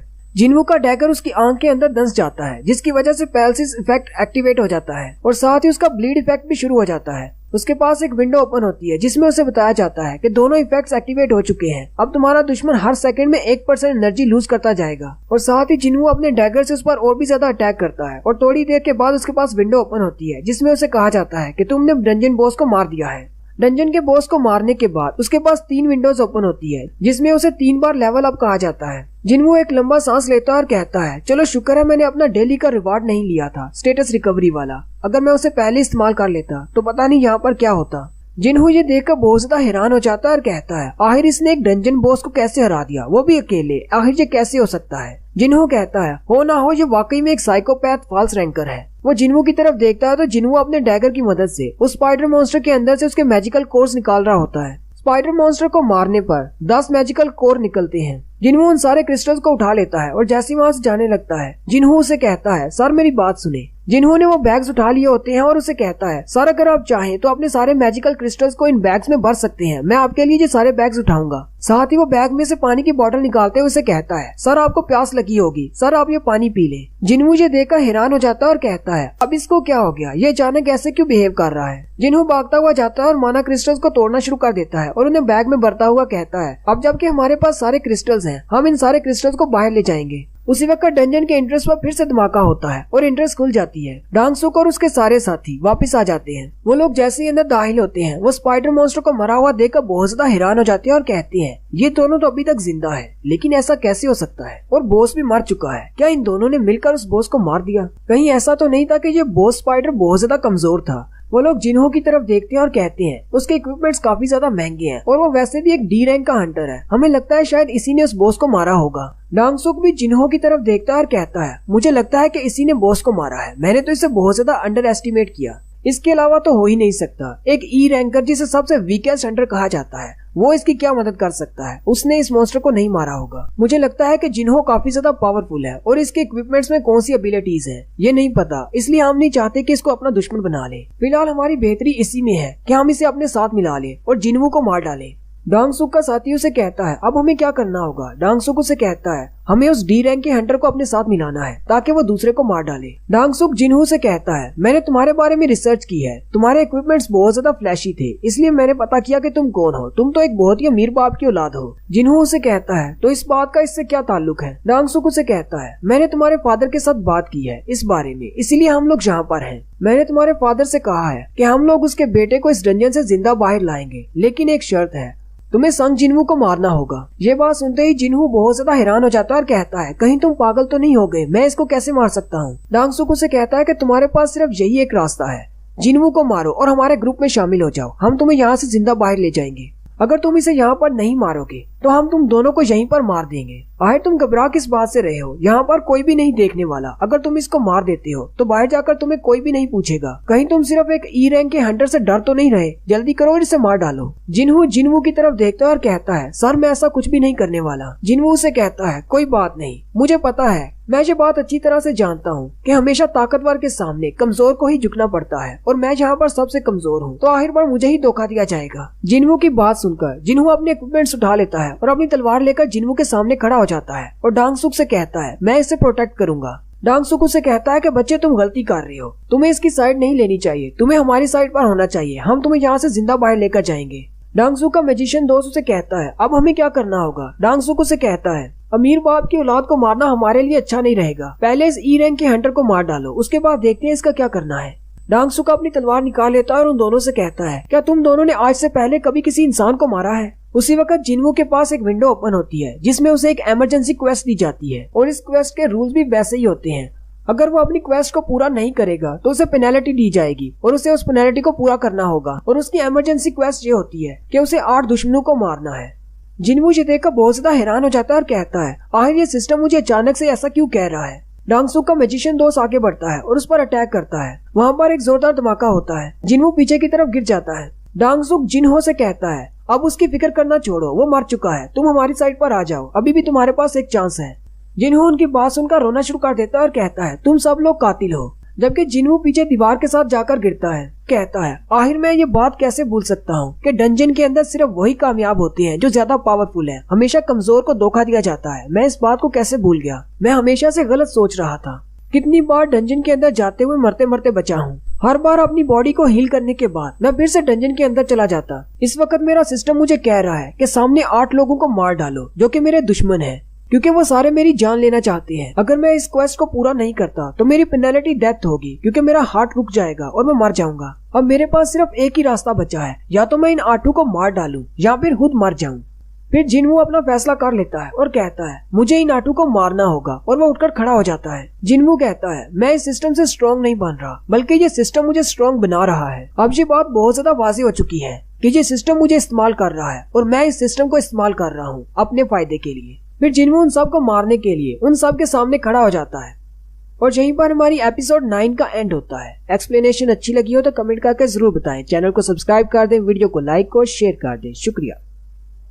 हेलो गाइस, कैसे हैं आप सब लोग। मैं हूं आपका दोस्त अरसलान और आप देख रहे हैं मेरा चैनल पिक फ्लिक्स। हाजिर हूं लेवल अप की एपिसोड 10 के साथ। जिनहू डांगसुक के साथी से मार खाने के बाद फिर से उठ जाता है और कहता है ये तो बहुत ही अच्छा है कि सिस्टम मुझे इस्तेमाल कर रहा है और मैं सिस्टम को इस्तेमाल कर रहा हूँ अपने आप को स्ट्रॉन्ग बनाने के लिए। वो बातें करते हुए आगे की तरफ आ रहा होता है। डांगसुक के साथी उसे कहते हैं डांगसुक ये तो बच गया। वो ग्यूवान से कहते हैं तुम्हारी पावर बहुत ज्यादा कम हो गई है, तुम तो एक ई रैंक के हंटर को भी नहीं मार सकते। डांगसुक ग्यूवान से कहता है तुम्हें इस बात को सीरियस लेना होगा, मैं चाहता हूँ कि इसे मार डालो। ग्यूवान उसे कहता है लेकिन मैंने तो सीरियस अटैक किया था, मैंने अपनी सारी पावर लगा दी, अब मुझे नहीं पता कि ये अभी तक जिंदा कैसे है, मैंने तो अपनी काफी सारी मैजिकल पावर्स लगाई थी, हो सकता है मेरा निशाना चूक गया हो। जिनहू चलता हुआ उनकी तरफ जा रहा होता है और उनसे कहता है तुम लोगों ने एक इंसान की जिंदगी के साथ खेला है, अब तुम्हें क्या लगता है, क्या तुम लोग इसके कंसिक्वेंसेस को बर्दाश्त करने के लिए रेडी हो। डांगसुक का एक साथी कहता है आखिर ये कमीना कह क्या रहा है। जिनहू उनसे कहता है मैंने कहा है कि अगर तुम लोग हंटर हो तो तुम्हें डंजन के अंदर तैयार रहना चाहिए कभी भी शिकार होने के लिए, क्योंकि यहाँ पर कोई भी शिकारी किसी वक्त भी शिकार बन सकता है। डांगसुक का एक साथी उसे कहता है वो सब लोग रहने दे, मैं इसे जाकर देखता हूँ, और वो आगे बढ़ता है। वो हंटर सीधा आगे चला जाता है और जिनहू के कंधे पर अपना बाजू रखते हुए उसे कहता है बच्चे मुझे लगता है शायद तुम अपनी सिचुएशन को समझ नहीं रहे। लेकिन साथ ही जिनहू अपना हंजर निकालता है और उसके गर्दन पे रख लेता है और उसे नीचे की तरफ खींचते हुए उस बेचारे का गला काट देता है। डांगसुक भी ये देखकर बहुत ज्यादा हैरान हो जाता है और साथ ही जिन्वू के पास एक विंडो ओपन होती है जिसमें उसे बताया जाता है कि तुमने एक एनिमी को मार दिया है, तुम्हारे पास टोटल 7 टारगेट रह गए हैं। अब डांगसुक के सारे साथी ये देखकर बहुत ज्यादा घबरा जाते हैं और कहते हैं आखिर इस लड़के के पास ये डैगर कहाँ से आया, इसकी हिम्मत इतनी ज्यादा कैसे बढ़ गई कि इसने एक हंटर को मार डाला। डांगसुक ये देखकर बहुत ज्यादा हैरान होता है और कहता है मेरा साथी एक डी रैंक का हंटर था, चाहे कितना भी अनगार्डेड क्यों ना हो, ये इसे एक ही बार में नहीं मार सकता, ये तो सिर्फ एक ई रैंक का कमजोर हंटर है। जिन्वू एक हंटर को मारने के बाद कहता है मैंने एक इंसान को मार डाला, चाहे मैं इसका ब्लेम इस सिस्टम पर डालने की कोशिश भी करूं, लेकिन इसका फैक्ट नहीं बदलेगा कि मैंने एक इंसान को मारा है। लेकिन ये बात भी सच्ची है कि अगर मैं उसको नहीं मारता तो मैं खुद मर जाता। यहाँ पर मारो या मरो की सिचुएशन है, अगर मैं कमजोर हूँ तो मेरे सामने हमेशा ऐसी सिचुएशन आएगी, इसलिए मुझे स्ट्रांग बनना होगा। डांगसुक अपने दोस्तों से कहता है मुझे नहीं लगता कि अभी इसने ये कैसे किया, लेकिन अपने गार्ड डाउन मत करना, बहुत ही एहतियात के साथ आगे बढ़ो। और साथ ही वो ग्यूवान से कहता है अपनी मैजिकल पावर से इस पर फिर से अटैक करो। ग्यूवान अपने हाथों पर एक फायरबॉल बनाता है और फुल पावर के साथ जिन्वू की तरफ फेंकता है, लेकिन जिन्वू तेजी के साथ उसके फायरबॉल को डॉज करते हुए आगे की तरफ बढ़ता है और उसके हाथ को काट देता है।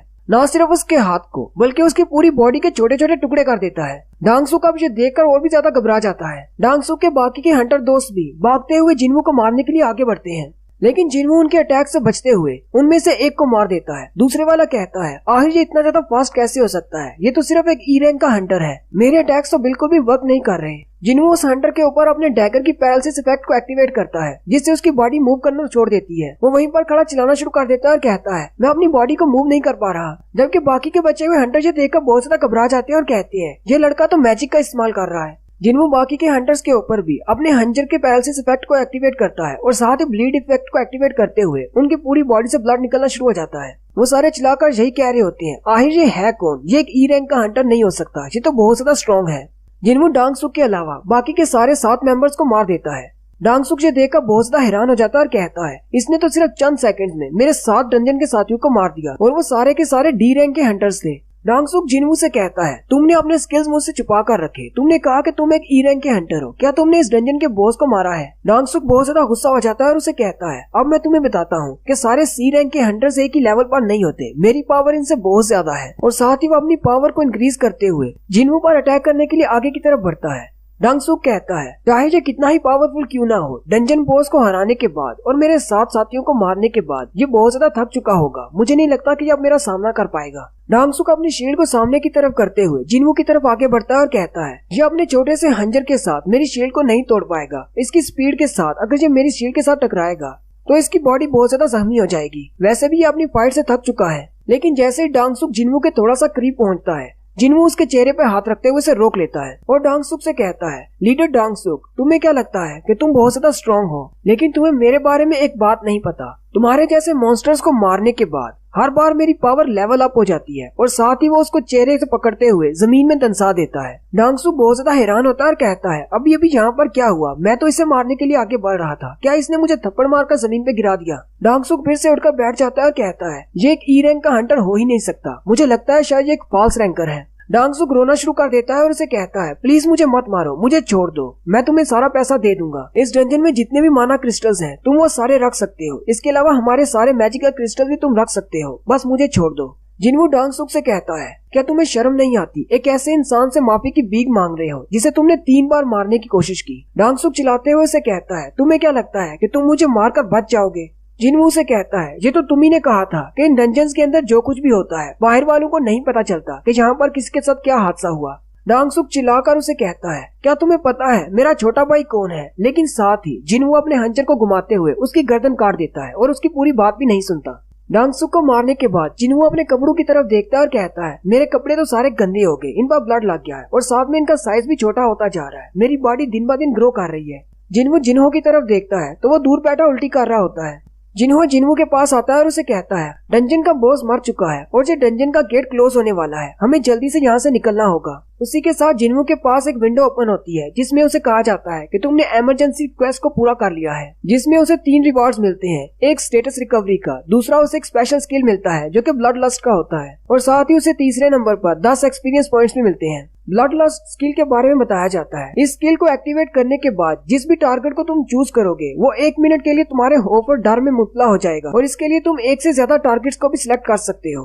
नेक्स्ट सीन अमेरिका का होता है। डांगसुक का भाई डांगसू जो कि सो रहा होता है, वो अपने बिस्तर से उठता है और कहता है, आखिर मेरी आंखों में आंसू क्यों आ गए हैं, लगता है शायद मैंने कोई बुरा सपना देखा है। इस वक्त कोरिया में पता नहीं क्या टाइम हुआ होगा। फिर एक और सीन दिखाते हैं जो कि इन्वेस्टिगेशन ऑफिसर्स का होता है। मैनेजर यूजीन अपने कंप्यूटर के सामने बैठे होते हैं। उसी वक्त उनका असिस्टेंट उनसे कहता है, मुझे आपसे कुछ बात करनी है। मैनेजर उसे कहते हैं, तुम्हें किस बारे में बात करनी है। असिस्टेंट उनसे कहता है, एक सी रैंक की डंजन के अंदर 8 लोग मारे गए, उनमें से जो 2 लोग बचे हैं उनमें से एक डी रैंक का हंटर है और एक ई रैंक का हंटर है। मैनेजर यूचियोलो से कहते हैं, जैसे कि तुमने बताया कि वो दोनों ही लो रैंक के हंटर थे, मुझे लगता है कि वो दोनों वहाँ से भाग आए होंगे, इसीलिए वो दोनों बच गए। असिस्टेंट उनसे कहता है, नहीं, वो दोनों भागे नहीं, बल्कि उन्होंने डंजन को क्लियर किया। वो वहाँ से बहुत सारे माना क्रिस्टल्स और मैजिक क्रिस्टल्स भी लेकर आए। असिस्टेंट मैनेजर से कहता है, यूजिन हो के पास बहुत ही अला क्वालिटी के इक्विपमेंट्स थे और वो वैसे भी डी रैंक का हंटर है। मुझे लगता है कि डंजन के बॉस को उसी ने हराया होगा। लेकिन मुझे एक बात की समझ नहीं आई, 8 लोग जो कि सी रैंक के थे वो उस डंजन में कैसे मारे गए। वो बॉस तो इतना ज्यादा पावरफुल नहीं था। मैनेजर यूजिन उसे कहते हैं, चलो अभी आप बस भी करो, मेरा टाइम जाया कर रहे हो। अगर कोई ऐसी बात है जो कि तुम्हें सस्पिशियस लग रही है तो वो बताओ। ऐसा तो नॉर्मल होता रहता है, डंजन के अंदर बहुत सारे हंटर्स मारे जाते हैं और लो रैंक के हंटर्स अपनी जान बचाकर वहाँ से भाग आते हैं और सारा क्रेडिट ले लेते हैं। असिस्टेंट उनसे कहता है, जो हैरान करने वाली बात है वो तो मैंने अभी तक आपको बताई नहीं। जो ई रैंक का हंटर वहाँ से बचकर वापस आया है उसका नाम संग जिन वू है। ये वही ई रैंक का हंटर है जिसको उस डंजन से जिंदा बाहर निकाला गया था। मैनेजर उसे कहते हैं, तुम्हारा उस पर शक जायज है, लेकिन वो एक अवेकनर नहीं है। हमने उसे माना क्रिस्टल के साथ परखा था, उसकी पावर लेवल तो सिर्फ 10 पॉइंट पर थी और हमारा माना क्रिस्टल बहुत ज्यादा परफेक्ट है। वो एक ए रैंक के मॉन्स्टर से हासिल किया गया है और वैसे भी डबल अवेकनिंग हर किसी हंटर को नहीं मिलती, इसलिए तुम्हें उस पर शक करने की जरूरत नहीं, उसकी ज्यादा छानबीन करने की जरूरत नहीं है। असिस्टेंट उनसे कहता है, मैं भी ऐसा ही सोच रहा था कि हमें इसके बारे में ज्यादा सोचने की जरूरत नहीं, लेकिन असल मसला ये नहीं है। असल मसला तो ये है कि उस डंजन के अंदर एक हंटर मारा गया जिसका छोटा भाई अमेरिका में है। मैनेजर उसकी बात सुनकर कहते हैं, कहीं तुम डांगसू की बात तो नहीं कर रहे जो कि अमेरिका में एक एस रैंक का हंटर है। अगर ऐसी बात है, उसका भाई यहाँ पर मारा गया है, तो फिर तो हम इस मसले को इग्नोर नहीं कर सकते, हमें इसकी छानबीन करना ही होगी। नेक्स्ट सीन जिन्वू के घर का होता है। जिन्वू अपनी बहन के लिए चिकन विंग्स लेकर आता है। वो ये देखकर बहुत ज्यादा खुश हो जाती है और कहती है, क्या कुछ अच्छा हुआ है, तुम मेरे लिए चिकन विंग्स क्यों लेकर आए हो। जिन्वू से कहता है, मुझे नहीं पता कुछ अच्छा है या बुरा है। जिन्वू अल्कोहल वाली ड्रिंक पी रहा होता है और कहता है, मैं ड्रंक होना चाहता हूँ लेकिन कुछ भी फील नहीं हो रहा। और साथ ही उसके पास एक विंडो ओपन होती है और उसे कहती है कि तुमने कुछ ऐसा सब्सटेंस पी लिया है जो तुम्हारी बॉडी के लिए बहुत ज्यादा हार्मफुल है, इसलिए हमने उस पॉइजन के इफेक्ट को नलीफाई कर दिया है। जिन्वू कहता है, अपने सिस्टम की वजह से अब मैं तो अल्कोहल भी नहीं पी सकता, मेरी बॉडी के ऊपर कोई भी नशा या फिर जहर काम नहीं करेगा। और यहीं पर जिन्वू पहली बार हमें बताता है कि उसके सिस्टम ने उससे क्या कहा था जब उसने पहली बार उसे बताया था कि वो एक प्लेयर बनने वाला है। उसी वक्त उसके पास एक विंडो ओपन हुई थी, लेकिन उसने बाद में पढ़ा था। उस विंडो में लिखा गया था कि कांडारू की ब्लेसिंग तुम पर है, एक ऐसा स्पेल कास्टर जिसने तुम्हारे ऊपर एक स्पेल कास्ट किया है। कांडारू की ब्लेसिंग की वजह से अब हमेशा तुम स्ट्रॉन्ग बनते जाओगे और पूरी जिंदगी तुम सिर्फ हेल्दी रहोगे, कोई भी पॉइजन तुम पर काम नहीं करेगा। जिन्वू अपने पैर की तरफ देखता है और कहता है, डंजन में मेरा पैर कट गया था, लेकिन इसी सिस्टम की वजह से मेरा पाँव मुझे वापस मिल गया। जिन्वू कहता है, क्या वाकई में मेरी बॉडी पर कोई भी पॉइजन काम नहीं करेगा। वो इस अपनी थ्योरी को टेस्ट करने के लिए अपने कमरे में चला जाता है। जिन्वू अपने कमरे में जाते ही अपने पास से वो पोशन वाली थैली निकालता है जिसके अंदर रासाका का जहर होता है। वो जहर को जल्दी से पी जाता है और कहता है, अगर ऐसी बात है तो मेरी बॉडी इस जहर को भी हैंडल कर लेगी। उसी वक्त उसका सिस्टम उसे बताता है कि तुम्हारी बॉडी के अंदर एक जहर चला गया है, हमने उसे नलीफाई कर दिया है। ये देखकर जिन्वू कहता है, ये तो वाकई में काम करता है, मेरी बॉडी पर कोई भी पॉइजन काम नहीं करता। उसी वक्त उसकी छोटी बहन अंदर आती है और उसे कहती है, क्या तुम किसी जिन्हो को जानते हो, तुम्हारे मोबाइल पर वो कॉल कर रहा है, तुम्हारे बारे में पूछ रहा है। नेक्स्ट सीन कैफे पैनी का होता है। जिन्वू जिन्हो से मिलने के लिए कैफे पैनी पर जाता है। जिन्हो वहाँ पर पहले से मौजूद होता है। वो जिन्वू को देखते ही कहता है, सर यहाँ पर आ जाए, मैंने आपके लिए सीट बुक करवाई है। जिन्वू से कहता है, तुमने मेरा नंबर कहाँ से ढूंढा। जिन्हो से कहता है, गिल्ड में मेरे कुछ कनेक्शंस हैं, इसलिए आपका नंबर आसानी से मिल गया, क्या आप कॉफी पियेंगे। जिन्हो से कहता है, नहीं, काम की बात करो, मुझे नहीं लगा था कि हम दोनों दोबारा मिलेंगे। जिन्हो से कहता है, मुझे तो आपसे मिलना ही था, आपने मेरी जान बचाई है। जिन्वू से कहता है, तुमने अपने सारे माना क्रिस्टल्स और अपने मैजिक कोर क्रिस्टल्स मुझे दे दिए थे जिनसे मैंने 1 मिलियन और 8,000 कमाए। और दूसरी बात, तुमने बाहर आकर किसी को मेरे बारे में नहीं बताया कि उन 8 लोगों को मैंने मारा था। जिन्वू से कहता है, वो सब लोग हमें मारना चाहते थे, अगर हम लोग उन्हें नहीं मारते तो वो हमें मार देते। आपने बिल्कुल ठीक किया, वैसे भी हम लोग हंटर्स हैं, हमारा सामना ऐसी मुश्किल से होता रहता है। साथ ही जिन्वू ये सोच रहा होता है, ये लड़का एक फॉल्स रैंकर है, मुझे इसके साथ इन्वॉल्व नहीं होना, क्योंकि ये लोग साइकोपैथ्स होते हैं, ये किसी वक्त भी मुझे मार सकता है, लेकिन मुझे अपने काम के लिए इसके पास आना पड़ा। संग जिन्वू से कहता है, तो फिर तुमने मुझे यहाँ पर क्यों बुलवाया है, जल्दी से अपना काम बताओ। जिन्वू से कहता है, मैं अपनी एक पर्सनल टैक फोर्स बनाना चाहता हूँ और मैं चाहता हूँ कि आप उसमें शामिल हो जाएं। हम लोग डंजन्स में जाकर रेड्स किया करेंगे। जिनवू साथियों से मना कर देता है। जिनहो से कहता है लेकिन मैंने तो अभी अपनी पूरी बात कही ही नहीं। और यहीं पर हमारी एपिसोड 10 का एंड होता है। एक्सप्लेनेशन अच्छी लगी हो तो कमेंट करके जरूर बताएं। चैनल को सब्सक्राइब कर दें, वीडियो को लाइक और शेयर कर दें। शुक्रिया। हेलो गाइस, कैसे हैं आप सब लोग। सोलो लेवलिंग की एपिसोड 11 के साथ हाजिर हूँ। जिनहो जिनवू को कैफे पैनी पर बुलवाता है और उसे कहता है मैं अपनी एक पर्सनल अटैक फोर्स बनाना चाहता हूँ और मैं चाहता हूँ कि तुम मेरी फोर्स को ज्वाइन करो। जिनवू से कहता है नहीं। जिनवू साथ ही उठकर खड़ा हो जाता है और वहाँ से जाने लगता है। जिनवू से कहता है मैं तो यहाँ पर सुनने के लिए आया था कि तुम मुझसे क्या चाहते हो, लेकिन मेरा कोई इरादा नहीं है तुम्हारी पर्सनल अटैक फोर्स को ज्वाइन करने का। जिनहो जिनवू से कहता है तुम्हें बस मेरे साथ 20 बार जाना है डंजन के अंदर, प्लीज मेरा ये काम कर दो। मॉन्स्टर्स को मारने पर हमें जो कुछ भी मिलेगा मैं उसमें से तुम्हें तुम्हारा शेयर लाजमी दिया करूंगा। जिनवू जिनहो से कहता है लास्ट टाइम तुम्हें जरा भी एक्सपीरियंस नहीं हुआ। तुम्हें पता होना चाहिए कि डंजन्स के अंदर हम सिर्फ मॉन्स्टर्स को नहीं मारते बल्कि बाज़ दफा हमें हंटर्स को भी मारना पड़ता है। ये तुम जैसे अमीर बच्चों के खेलने की कोई स्पोर्ट्स नहीं है। मुझे तो लगा था कि इतने सारे हंटर्स को अपने सामने मरता हुआ देखकर तुम दोबारा डंजन में जाने से भी डरोगे, लेकिन ऐसा कैसे हो सकता है। कहीं तुम पागल तो नहीं होगे या फिर तुम एक गिल्ड मास्टर बनना चाहती हो। जिनहो से कहता है हाँ मैं गिल्ड मास्टर बनना चाहता हूँ और साथ ही वो रोना शुरू कर देता है और जिनवू से कहता है प्लीज मेरी पूरी बात तो सुन लो।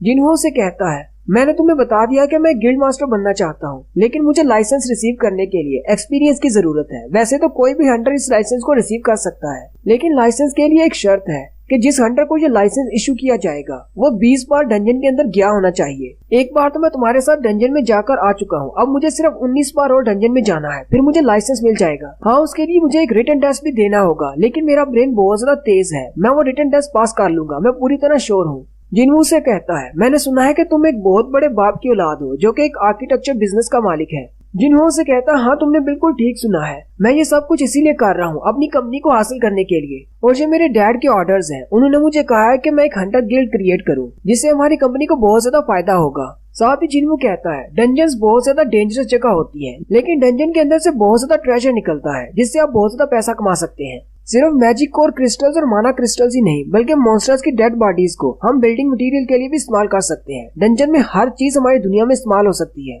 इसीलिए बड़े बड़े बिजनेसमैन और बड़ी बड़ी कंपनियों की यह ख्वाहिश होती है कि वो अपने गिल्ड क्रिएट करें ताकि इन डंजन से ज्यादा पैसा कमाया जा सके। जिनहो जिनवू से कहता है मेरे डैड का इरादा है कि वो एक एस रैंक के हंटर को अपने गिल्ड का मास्टर बनाएंगे और मेरा बड़ा भाई उस गिल्ड का वाइस मास्टर होगा। जिनवू से कहता है अगर मैं गलत नहीं हूँ तो इस वक्त पूरे कोरिया में सिर्फ 9 ही एस रैंक के हंटर्स हैं, जिनमें से 8 तो गिल्ड के साथ रजिस्टर्ड हैं। सिर्फ एक ही एस रैंक का हंटर बचता है जिसका नाम मिन बियोंग है, लेकिन वो तो रिटायर हो चुका है। तुमने कहा कि तुम्हारा भाई वाइस मास्टर बनना चाहता है, लेकिन एक एस रैंक के हंटर और तुम्हारे भाई के दरमियान तो बहुत ज्यादा फर्क है। जिनहो से कहता है हाँ तुम बिल्कुल ठीक कह रहे हो, मेरा भाई बहुत ज्यादा टैलेंटेड है लेकिन उसका रैंक लोअर है, इसलिए तो हम उसको गिल्ड का मास्टर नहीं बना सकते, इसीलिए वो एक वाइस मास्टर बनेगा। जिनवू से कहता है मुझे लगता है कि शायद तुम वाइस मास्टर बनना चाहते हो, इसलिए तुम इन डंजन्स के अंदर जाकर एक्सपीरियंस हासिल करना चाहते हो ताकि उसके बाद तुम अपने फादर को मना सको कि वो तुम्हें वाइस मास्टर बना दे। जिनवू से कहता है हाँ तुमने बिल्कुल ठीक कहा, वैसे भी तुम एक फॉल्स रैंकर हो और तुमने अपनी एबिलिटीज को दूसरे से छुपा कर रखा है। अगर तुम्हें इसी तरह अपनी एबिलिटीज को छुपाते हुए डंजन्स के अंदर जाना है तो तुम्हें एक गिल्ड की जरूरत होगी। मैं तुम्हें अपने गिल्ड में शामिल करूंगा जहाँ पर तुम ई रैंक के हंटर बनकर ही डंजन्स के अंदर जा सकते हो। जिनहो सोचता है किसी भी हायर रैंक के हंटर के साथ डंजन के अंदर जाना खतरे से हाली नहीं, मुझे सर के साथ ही जाना होगा। मुझे लगता है शायद इनका रैंक बी है या फिर इससे भी ज्यादा हो सकता है। इन्होंने सी रैंक की डंजन के अंदर एक सी रैंक के बॉस को हराया था और साथ ही 8 सी रैंक के हंटर्स को मारा भी था। अगर मैं दूसरे किसी हंटर के साथ जाता हूँ तो मुझे अपनी जान का डर रहेगा, लेकिन सर पर मैं भरोसा कर सकता हूँ, इसलिए मुझे इन्हीं के साथ जाना है। जिनवू जिनहो से कहता है अगर मैं तुम्हें ज्वाइन करता हूँ तो मुझे क्या मिलेगा। जिनवू अपने पास से कुछ पेपर्स निकालता है और जिनवू के सामने करते हुए कहता है जरा इसे देखो। जिनवू जैसे ही उसे देखता है तो वो बहुत ज्यादा चौंक जाता है। नेक्स्ट सीन सुबह सुबह का होता है। जिनवू एक्सरसाइज करने के लिए बाहर निकलता है तो उसकी बहन भी साथ आ जाती है। जिनवू अपनी बहन से कहता है तुम मेरे पीछे क्यों आ रही हो। जिना उसे कहती है मैं भी तुम्हारी तरह एक्सरसाइज करना चाहती हूँ, तुम तो देखो कितनी जल्दी एक्सरसाइज करके इतने लंबे हो गए हो। जिनवू उसे कहता है अच्छा ठीक है, पीछे मत रह जाना। फिर वो दोनों रनिंग शुरू करते हैं। भागते हुए जिनवू अपनी बहन से कहता है अगर तुम्हें कहीं से अचानक 3 बिलियन वॉन मिल जाए तो तुम क्या करोगी। उसकी बहन उसे कहती है पता नहीं, लेकिन तुम क्यों पूछ रहे हो। जिना उसे कहती है हो सकता है मैं अपने लिए एक बड़ा सा घर खरीद लूं या फिर उन्हें बैंक में जमा करवा दूं। जिनवू से कहता है और बाकी के पैसों का क्या करोगी। जिना उसे कहती है पता नहीं, मुझे समझ नहीं आ रही। जिना उसे कहती है लेकिन तुमने 3 बिलियन का ही क्यों कहा, क्या कोई बात है जो तुम मुझसे करना चाहते हो। साथ ही जिनवू तेजी से भागना शुरू कर देता है और उसे पीछे छोड़कर आगे चला जाता है। जिन्हा वहीं पर खड़ी हो जाती है और कहती है, इसकी स्पीड तो बहुत ज्यादा है, एक हंटर तो हंटर ही है। भागते हुए जिन्हू कहता है, जिन्हो ने मुझे जो पेपर दिए थे उनके ऊपर 3 बिलियन लिखा हुआ था। जिन्हो एक बिल्डिंग बनाने वाला है जो कि उनके गिल्ड का ऑफिस होगा और वो बिल्डिंग की कॉस्ट 3 बिलियन वॉन होने वाली है और जिन्हो ने कहा था कि इसकी प्राइस इससे भी ज्यादा बढ़ सकती है। जिन्हो उसकी बात सुनकर बहुत ज्यादा हैरान हो गया था क्योंकि 3 बिलियन वॉन की रकम जिन्हो के लिए बहुत ज्यादा है। जिन्हो से कहता है, सिर्फ 19 बार डंजन के अंदर जाने के लिए तुम्हें इतना महंगा ऑफिस क्रिएट करने की क्या जरूरत है। जिन्हो से कहता है, मेरे लिए ये कोई बड़ी रकम नहीं है, कल को मैं गिल्ड का मास्टर बन जाऊंगा तो इतनी ज्यादा रकम तो मैं आसानी से कमा लूंगा। जिन्हो की ये बात सुनकर वो सोचने में मजबूर हो जाता है। जिन्हो कहता है, अब मुझे क्या करना चाहिए। नॉर्मली मुझे इतने ज्यादा पैसे देखकर मना तो नहीं करना चाहिए। मैं ये बात अच्छी तरह से जानता हूँ कि मैं एक बहुत ही यूनिक हंटर हूँ। अगर मैं एक रीअवेकनर भी हूँ, फिर चाहे मैं एक रीअवेकनर ही क्यों ना हूँ, मैं एक स्पेशल रीअवेकनर हूँ। ऐसा कोई भी हंटर नहीं होगा जो कि मॉन्स्टर्स को मारने पर लेवल अप होता है। क्या पता शायद इसी तरह लेवल अप होते हुए मैं एक दिन एस रैंक तक पहुंच जाऊं या फिर एस रैंक से भी ज्यादा स्ट्रॉन्गर हो जाऊं। फिर मैं भी 3 बिलियन आसानी से कमा सकता हूं। जिन्हो से कहता है, लेकिन मेरी एक शर्त है, मैं तुम्हारे साथ डंजन के अंदर जाऊंगा। जिन्हो से कहता है, मुझे अपनी शर्त बताओ, मैं तुम्हारी सारी शर्तें पूरी करूंगा। जिन्हो से कहता है, मेरी शर्त ये है कि डंजन के अंदर सिर्फ हम दोनों जाएंगे, हमारे अलावा कोई भी नहीं जाएगा। जिन्हो बहुत ज्यादा घबरा जाता है और उसे कहता है, हम लोग सी